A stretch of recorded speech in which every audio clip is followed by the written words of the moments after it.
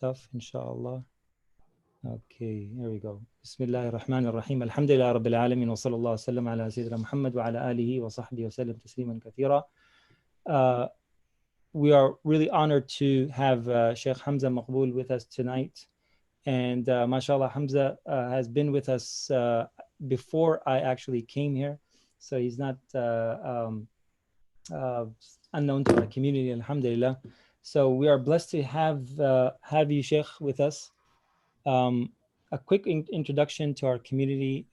For those who don't know, Sheikh Hamza was born in California, then moved to Seattle, where he went to the University of Washington, where he studied there. And mashallah, he did his bachelor's in Near Eastern language and civilization, and also a bachelor's in science in biochemistry. And mashallah, he graduated in 2004. At that time, he was also very active with local organizations like the Students Association and others as well in different terms of media. And mashallah, he's done a lot at that time. And then after that, he went to many other countries to study the sacred knowledge in Mauritania, Egypt, the UAE, and then eventually in Pakistan, where we first met. I believe it was 2006 or 2007, where we met at a very interesting conference, mashallah, with this big amama, white amama and a long jubba. I was surprised to see someone like that, mashallah, speaking English, American accent, mashallah. After studying in Pakistan, then he moved back to Washington, Seattle, where he started Thawr and did many programs with the local community. And currently he's the imam at the Islamic Center of Cleveland in Ohio. And mashallah, he has worked with so many organizations like CARE, Islamic Relief, and others as well. So we want to welcome Sheikh Hamza, inshallah. Last Friday, we had a program similar to this with Sheikh Khalil Abdul Rashid and Dr. Darren. Both of them, mashallah, talked about in a broader perspective on the Black communities and the oppression and all the things that they have gone through, from the difficulties, and how we as Muslim communities can join with them and help in any way, and also touch base a little bit on what goes on in our own communities and our Muslim communities, the prejudice and the racism and so on and so forth. And we touched a little bit on that. And out of that, alhamdulillah, we formed a committee, and mashallah, many of our community members joined that, and many things have already taken place, and we have dedicated people to do different tasks, inshallah. So hopefully that we as a community, as a urban community, suburban community, can help out the urban communities and other inner city places. And mashallah, Sheikh Hamza has experience with working with so many diverse communities, inner cities, urban masajid and organizations. So inshallah, without any further ado, Sheikh Hamza. أعوذ بالله من الشيطان الرجيم بسم الله الرحمن الرحيم الحمد لله رب العالمين وصلى الله تبارك وتعالى وسلم على سيدنا محمد سيدنا وسندنا وحبيبنا وشفيعنا مولانا صلى الله عليه وعلى آله وأصحابه وأزواجه وذرياته وأهل بيته ومن تبعهم بإحسان إلى يوم الدين وبعد. I would like to thank first of all Sheikh Abdul Rahman for this invitation. It was a little bit short notice, and I feel like perhaps I'm not fully aware of the context of this discussion, in as much as I was unable to hear the talks that you've apparently been having for the last 2 weeks. But I'll try to tailor what I have to say specifically to deal with certain issues that it seems that may have not been treated completely with the previous speakers, and also tailor what I have to say with the small amount of experience with my visit to the Sharon Masjid in the end of, I believe, 2010, beginning of 2011. I may be wrong on the years, but I did spend maybe 5-6 days in Boston, visited the masjid in Sharon and the masjid in Quincy and a couple of other communities in Massachusetts at the time.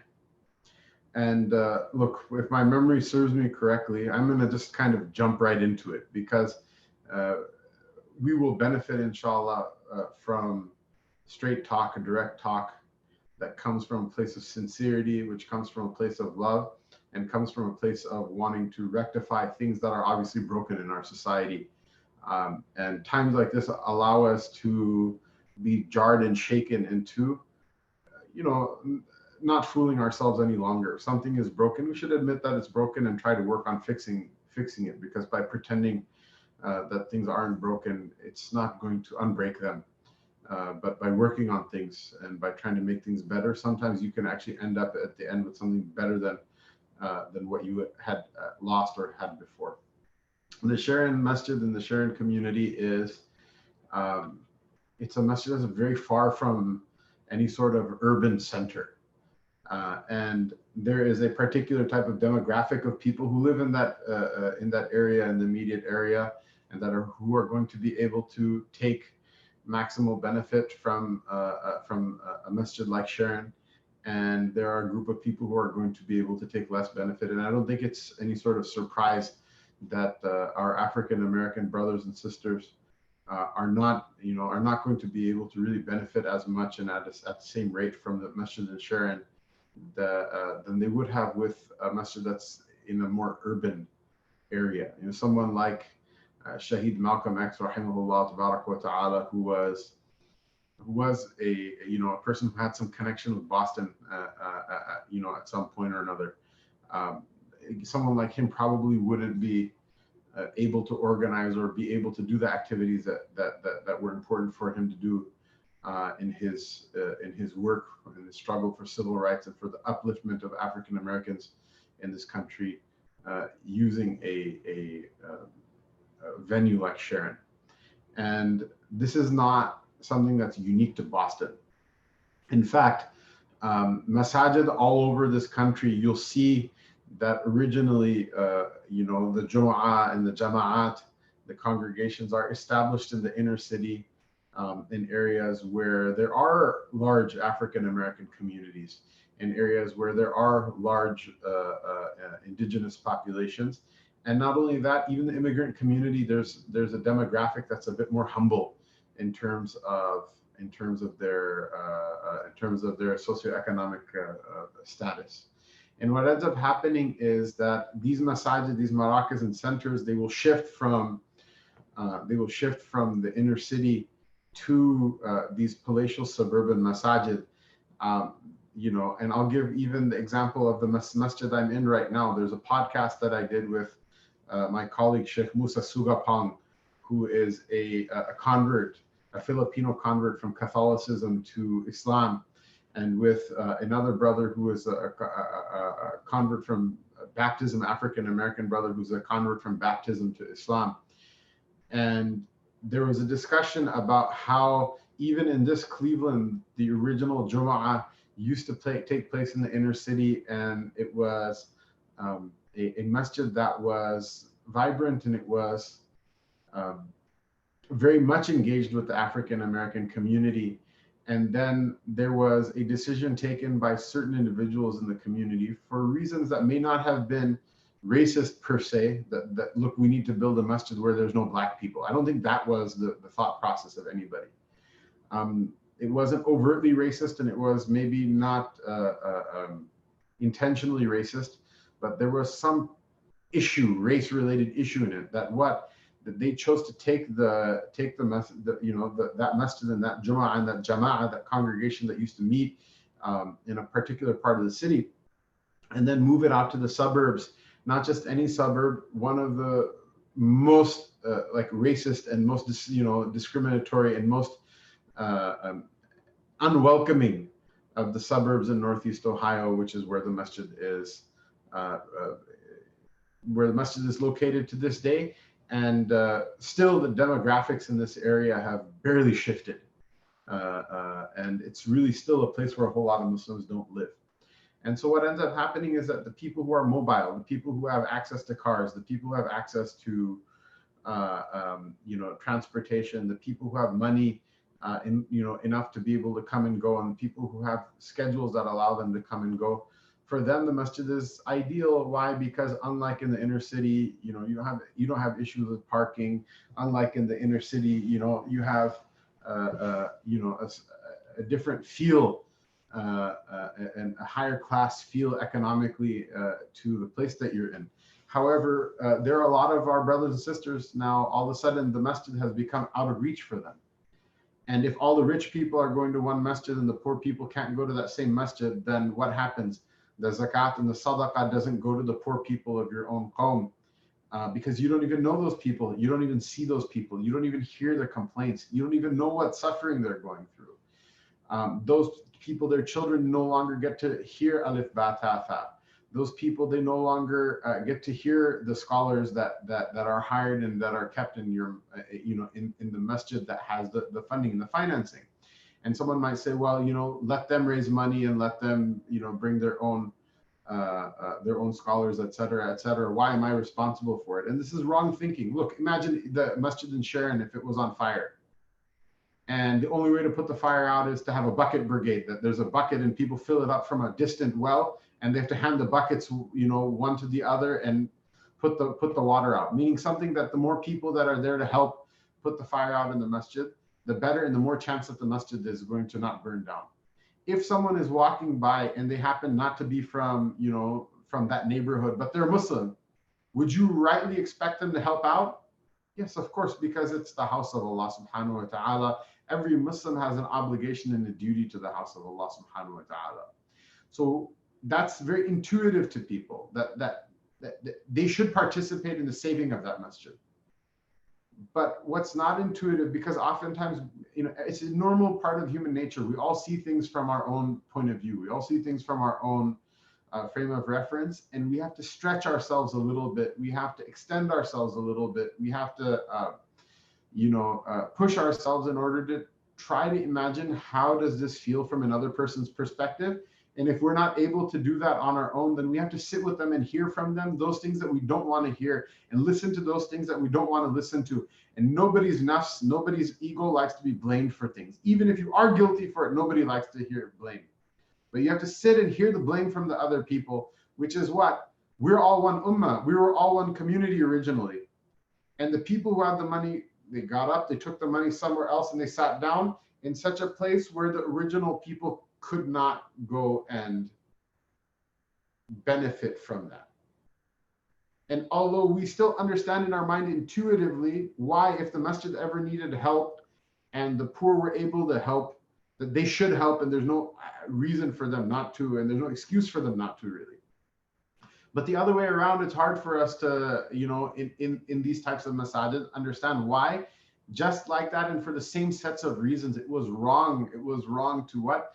Get up and put the masjid in a place where only the rich can come and the poor can't come. The Prophet ﷺ used to avoid those gatherings in which the rich were there to the exclusion of the poor.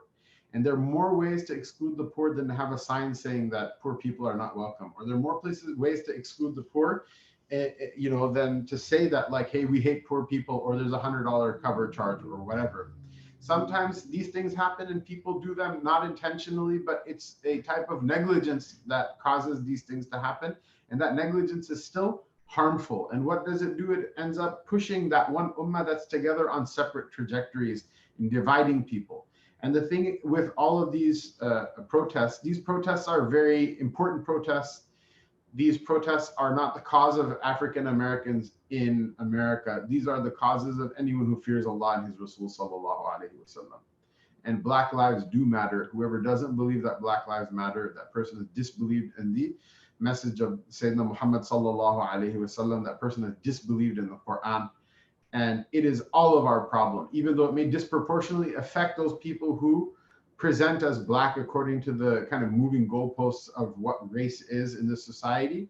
But whether it affects you or not, all of us, it's our problem.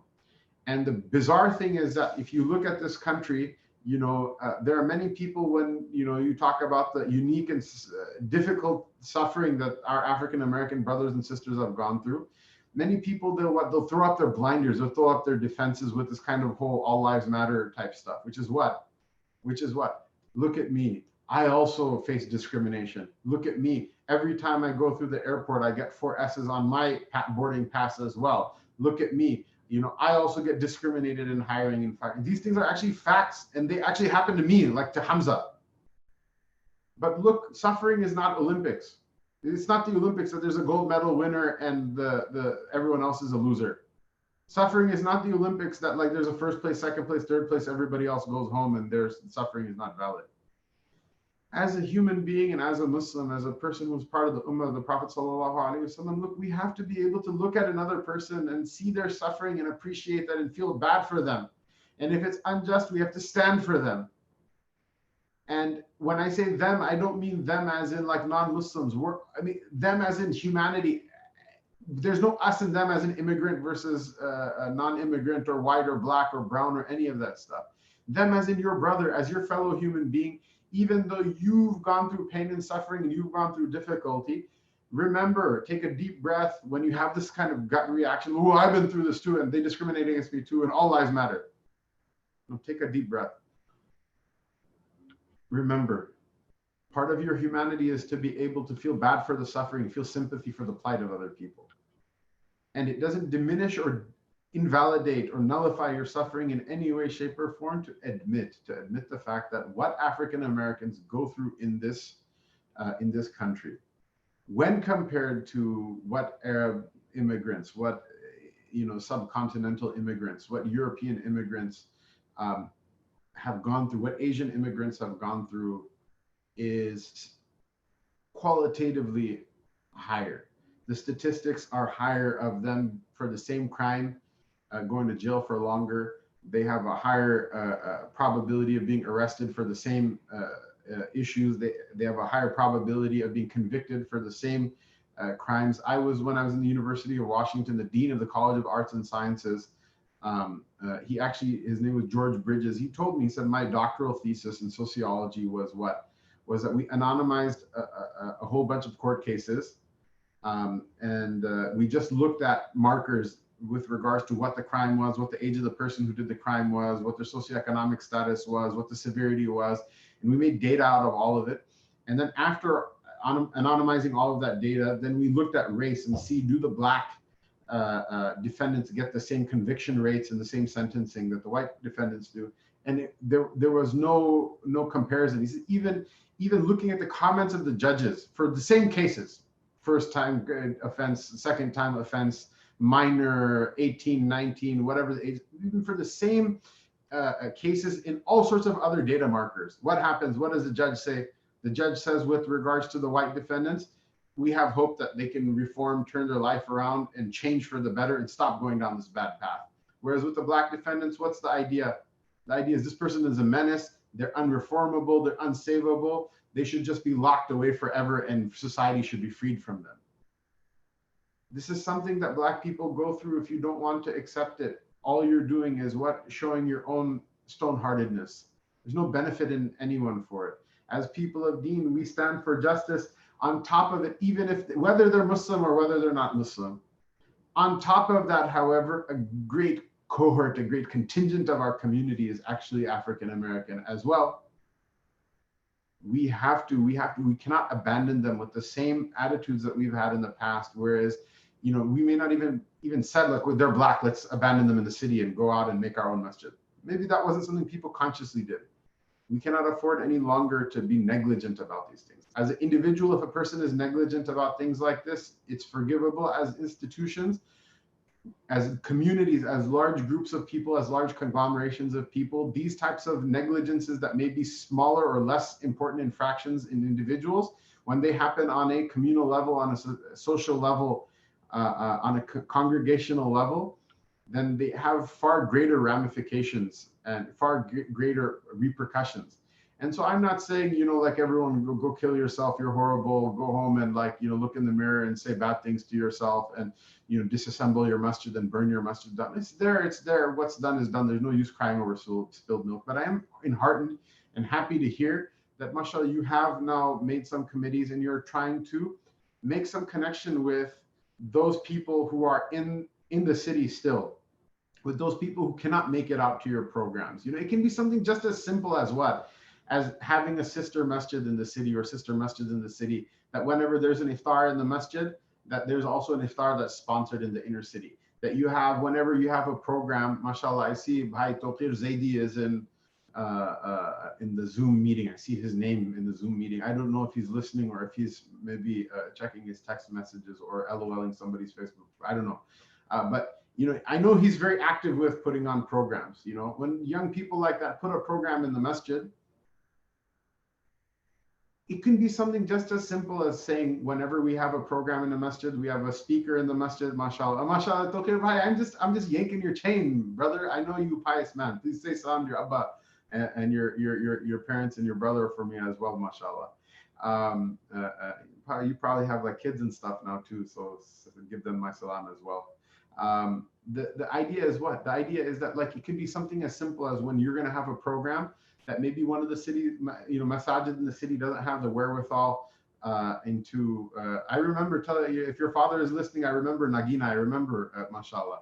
So if you have a program in the masjid, that's a good program. That's like a class to teach Arabic or to teach fiqh or to teach aqidah, or you're having a speaker come in, like Sheikh Yasser Fahmi, mashallah, what a wonderful scholar, right? Abdul Malik Merchant, I went on Hajj with him, mashallah.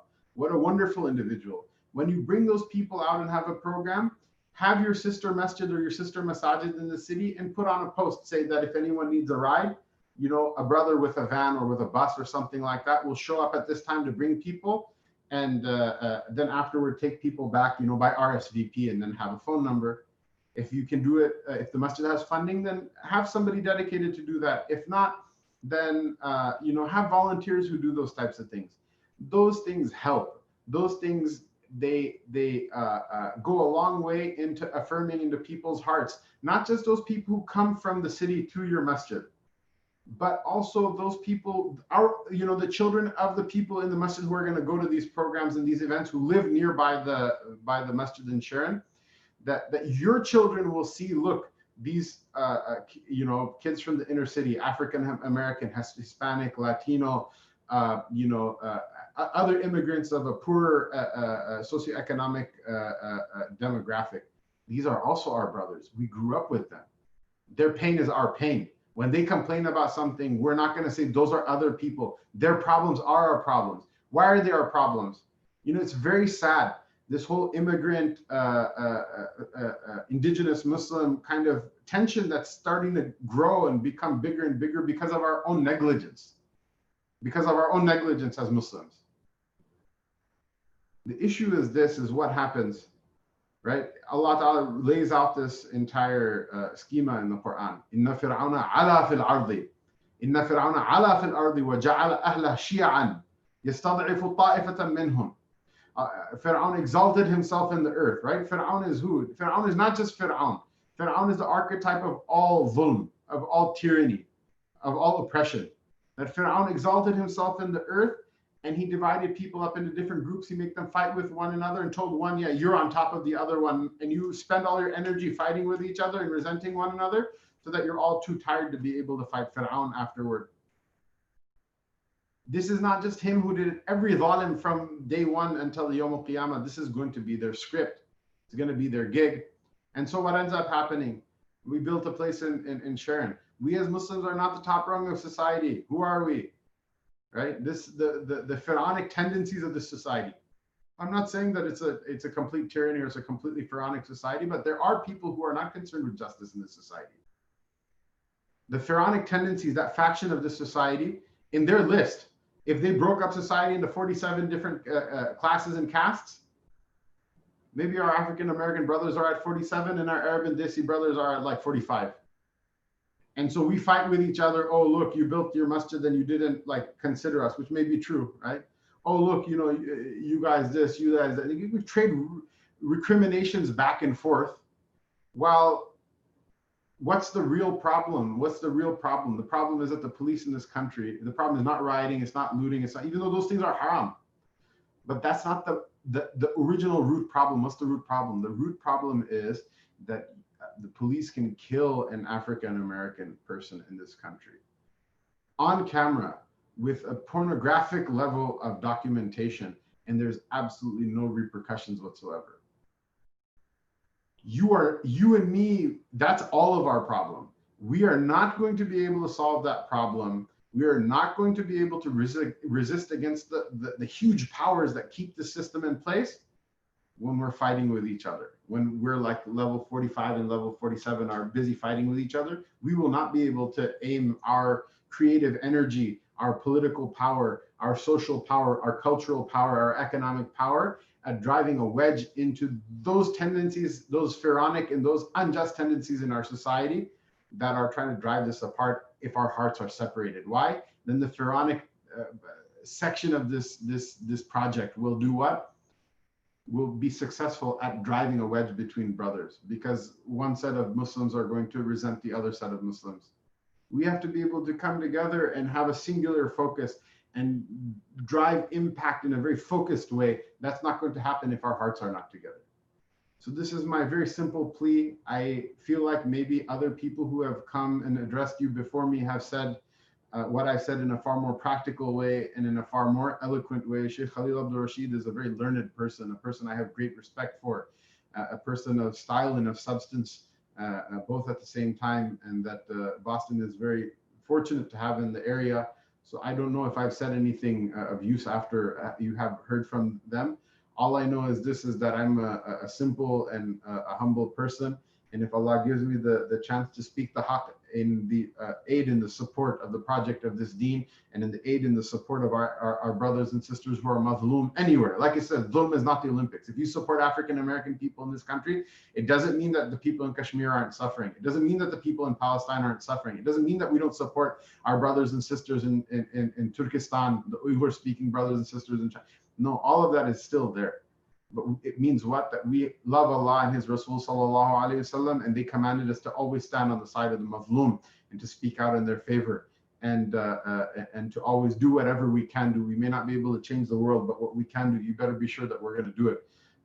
And whatever word that we can say in order to effect islah, in order to effect rectification, fix those things that have been broken in our societies, with the rifts of our communities separating, and the people going one way and the other people going the other, and the money going one way and the problems going the other, etc. Those rifts, if we can say any word that will help bring rectification and wholeness and healing back into our communities, I'm more than happy to do so whenever it's possible. Allah subhanahu wa ta'ala accept from us. Sallallahu tabarak wa ta'ala wa sallama ala Sayyidina Muhammadin wa ala alihi wa sahbihi ajma'in. Inshallah, if anyone has any questions, you're more than welcome to maybe text them through the chat, and I can take one or two questions, and then over here our Maghrib is about to come in as well, so I'll take your leave. Barakallahu feekum. Barakallahu feekum. Just mashallah, you mentioned something about how kind of coordinating with the inner city masjids. One of the things that you mentioned, that to go and have some programs with them, or do like an iftar, or kind of some is there any other things that we could do it on a more sustainable way, where we could continue to do it? Because normally what happens in these kind of things that happen, everybody's excited and everybody's energetic, and people start things, and then it kind of dies off. One thing I'll tell you, Sheikh Abdurrahman, is that your masjid should have an exchange also of khutbahs. That one khutbah in the month, you go to an inner city masjid, whether it's a particular one or whether it's one in general, and their imam comes to your masjid and you give a khutbah, or you have a program once a week that you go as an exchange from your masjid to the other masjid, and you take people with you. The thing is, the ulama have a large role to play and the students of knowledge have a large role to play in all of this. And oftentimes, unfortunately, not to put your employment in jeopardy or anything, but sometimes our masjid board members don't really get it. They don't understand. So this is a time that the general congregation also should encourage this from the masjid board members, that let the imam go. Don't try to pinch every penny out of him. Let him go one day and be with them so that he can bring their concerns back and tell your congregation about them, and so that the imam from that masjid can come to your masjid and tell your congregation about their concerns. And it may cost even a little bit more money. You may have to go and drive out there, and they may also have to send someone to pick up the imam from the city, or to somehow remunerate him, because oftentimes the imams in the inner city are completely volunteer positions. They're not paid. They have a hard enough time just paying rent and getting the bills for their masajid. But the idea is that, if it's something worth doing, it's worth spending money on. And what will happen is that there will be some sort of a connection, because the ulama are the warathatul anbiya alayhim salatu wassalam. The people of knowledge are the heirs of the prophets. It's not Hamza that said this in order to aggrandize himself, or in order to give a boost to his friend Abdurrahman. The point is that the Prophet sallallahu alaihi wasallam said this, and the ulama need to take the lead, but then they also need the support of the people behind them. Otherwise, it turns into a dynamic of idhab anta wa rabbuka faqatila inna hahuna qa'idun, that you guys go and take care of it yourself. Like Banu Israel said to Sayyidina Musa alayhi salam, you and your Lord go and fight, and we're going to be waiting here, for the news of your victory. You do need to take the initiative, but they also, you can't do it without their help. And you'll have all sorts of interesting experiences. Like you had mentioned, I taught the Risalat ibn Abi Zayd in fiqh, in Maliki fiqh. I taught the Riyadh al-Salihin, significant portions of it, in the west side of Chicago in the hood, and the east side, south side of Chicago in the hood. The east side of Chicago is the Lake Michigan. In the south side of Chicago in the hood, in different places, I visited a number of inner city masajid in Pittsburgh and in other places in, not just in the United States, but like even in overseas where I've visited, I've made sure to try to go to the masajid that are in the less socioeconomically prosperous areas. And I find there's very little interest in supporting that work. But you don't need to support it all that much. Just giving your imam a day off, or handing like an inner city imam $50 of gas money in order to come and go to Sharon from the inner city, or to send someone to pick them up and give them a ride. It's a very small investment, but what does it do? It gives a kind of a durable tie, that after a year, after 2 years of having done this, you literally become the bridge between one another's communities, And when that imam comes, from that inner city masjid, he'll bring 2-3 people with him. And when you go, you'll bring 2-3 people with you. These are ideas. Look, this is another thing, is that, mashallah, Allah Ta'ala has put in the heart of every believer a type of creative energy. Mm-hmm. And the point of sitting together and talking like this, because a lot of people, they say, look, talk is real cheap, we need action. Yes, talk if you have no intention to act, and you have no sincerity to Allah and His Rasul sallallahu alaihi wasallam, it is very cheap, I agree. But sometimes what we do is we sit for the sake of Allah Ta'ala, and we talk and we listen in humility, as a form of remembrance, as a form of dhikr. The only dhikr in life is not to say Allah, Allah, and read the Quran and to pray. Those things are also dhikr, and they're very important. Discussing our problems and generating inside the heart the sincere wish for a solution. This is also a type of dhikr of Allah subhanahu wa ta'ala. When that sincerity reaches a certain level, what will happen? There may be somebody in this audience, in this like random list of people who are listening, who may not be a alim and not a scholar and not well paid and not PhD in rocket science from Harvard or whatever. But Allah subhanahu wa ta'ala, because of the barakah of their sincerity, they'll put an idea inside of their heart that will be mubarak. Truly will be mubarak. It will be something that will change things for the better. So part of it is like, I don't know a lot, everything. I don't even know a lot. But what I do know is I wanted to share these moments with you, because I have this also pain inside of my heart that this is a problem and we're not dealing with it. It's not getting fixed. we're not doing anything about it. You know, Maulana Rumi, it's one of the opening lines of his Masnavi. Man bahar jam'iyyati nalan shudam, juft bkhush halan u bad halan shudam. He said, I am the one. He says, when I cry the crying and the tears of my brokenheartedness, every group I'll go and I'll cry the same crying.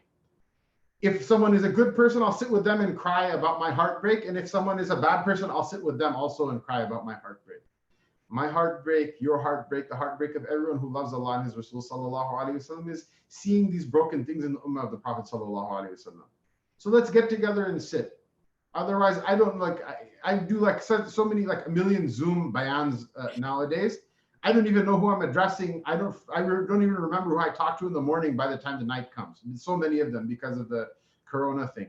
I'll sit again and again and again in every gathering. If somebody wants to hear about the pain that I feel and that the pain that the Ahlullah feel about these parts of the Ummah that have been broken up and they feel bad about it, how much it hurts me inside and how much I wish that we could come together again and we could fix these things in order to do the work that Allah and His Rasul sallallahu alaihi wasallam are happy to see us doing. I'll do it again and again. So in answer to your question, I don't know. You know, maybe some of you guys know. Sit together and generate inside your hearts this feeling of sincerity and of brokenheartedness when you think about that thing that should be whole, how broken it is. And Allah Ta'ala, if you ask Him with sincerity, He'll put inside the hearts that you guys yourselves don't need a Hamza from outside. You guys yourself will figure out a better solution, and then I'll come to you to learn how to implement it. But until we, you know, until this is just a lip service, like this week, Black people are upset, so let's talk about BLM, and then next week, you know, whatever the new thing is, then we'll talk about that. And then the week after that, you know, Joe Biden is coming to address Jummah so he can talk. And then the week after that, Donald Trump will come and we'll hand him a samosa and he'll say, I love Muslim. And, you know, I used to know a great, you know, Muslim who owned a bar in Atlantic City and we're good friends. And, you know, like no, do these things because this is what's important to you in your heart. Allah will open the doors of finding these solutions, inshallah. Jazakumullah khair, barakallah. Any other one, inshallah, take one question if anybody has, inshallah, you can go ahead.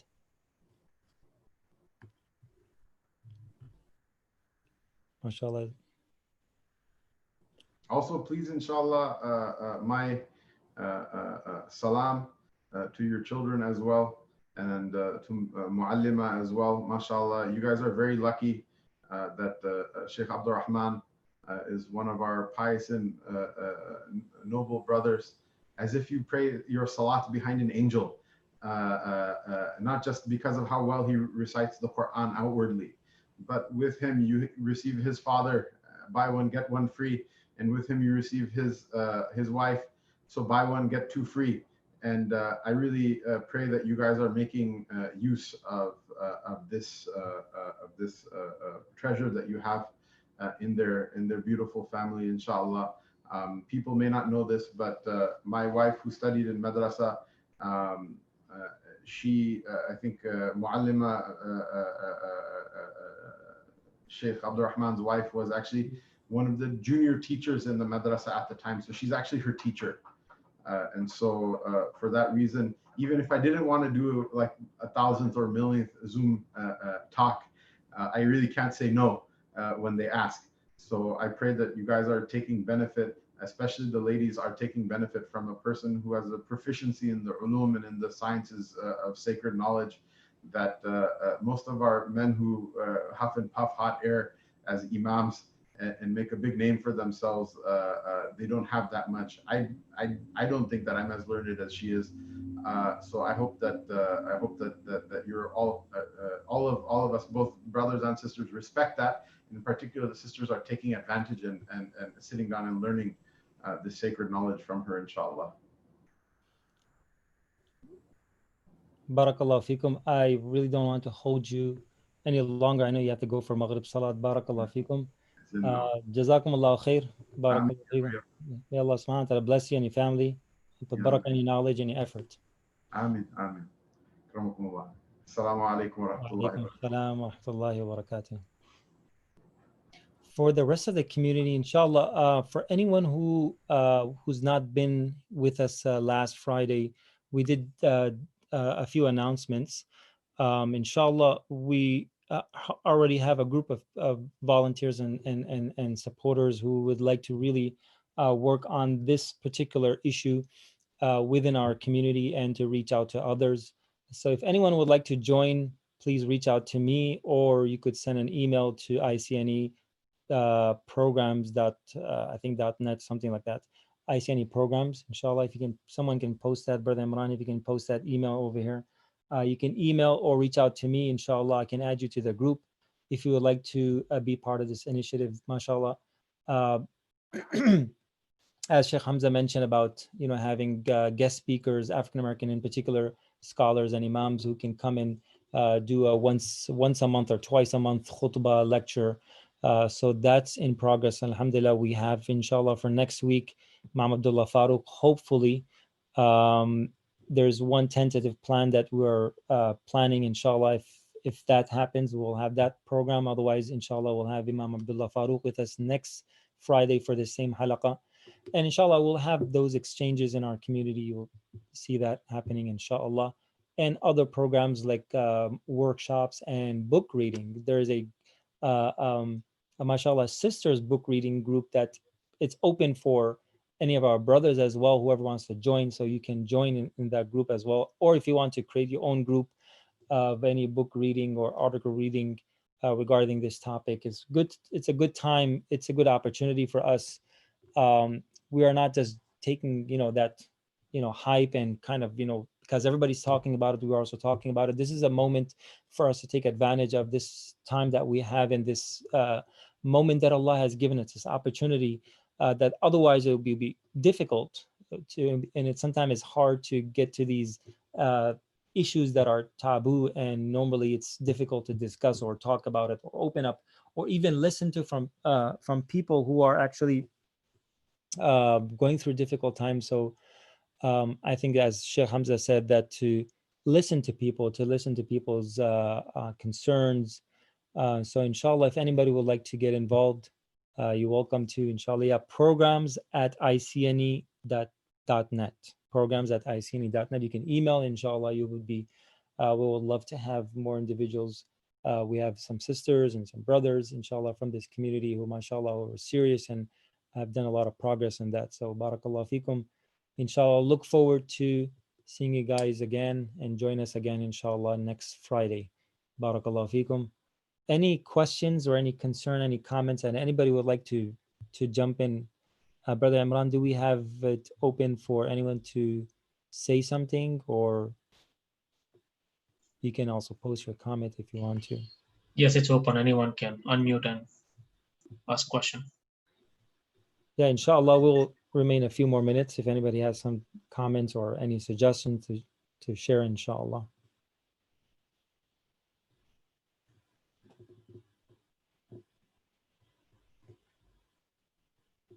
We're all tired.